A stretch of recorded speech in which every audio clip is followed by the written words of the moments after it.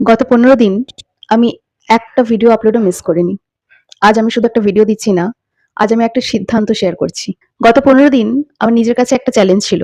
আমি কি সত্যিই কনসিস্টেন্ট থাকতে পারবো? আজ আমি আত্মবিশ্বাসের সাথে বলতে পারি, হ্যাঁ, পেরেছি। আর সেই জায়গা থেকেই আজ আমি আরো একটা নতুন চ্যালেঞ্জের কথা শেয়ার করছি। এই চ্যালেঞ্জটা ভিউ, রিচ বা ট্রেন্ডের জন্য না।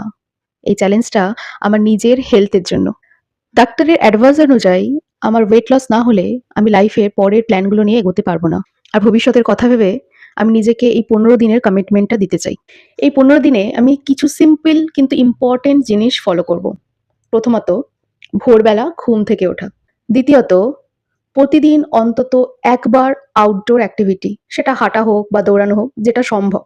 তৃতীয়ত, একদম কোনো জাঙ্ক ফুড না, কোনো বাইরের খাবার না। চতুর্থত, যতবার খাবো ঘরে হোক বা বাইরে, আমি চেষ্টা করব সবচেয়ে হেলদি অপশনটাই বেছে নিতে। পঞ্চমত, আমি আবার বই পড়া শুরু করতে চাই। আমার সবথেকে পছন্দের কাজ। ফিকশন নয়, প্রতিদিন অন্তত ২ পাতা সেলফ হেল্প বই পড়ব। ষষ্ঠত, প্রতিদিন অন্তত ৫ মিনিট মেডিটেশন। আর সপ্তমত, রেগুলার জিম। যেদিন কোনো কারণে জিম যেতে পারবো না, সেদিন ঘরেই কিছু না কিছু এক্সারসাইজ করব।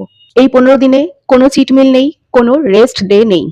আমি পুরো জার্নিটা অনলাইনে শেয়ার করব। কি খাচ্ছি, কেমন লাগছে, ভালো দিন, খারাপ দিন, সবকিছু। কারণ আপনাদের সাথে শেয়ার করলে আমি আরো দায়িত্বশীল থাকবো। যখন হাল ছেড়ে দিতে ইচ্ছা করবে, তখন আপনাদের সাপোর্টই আমাকে আবার দাঁড় করাবে। কাল থেকে ডে 1।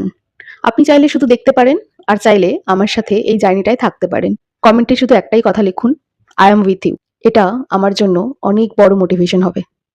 Thank you.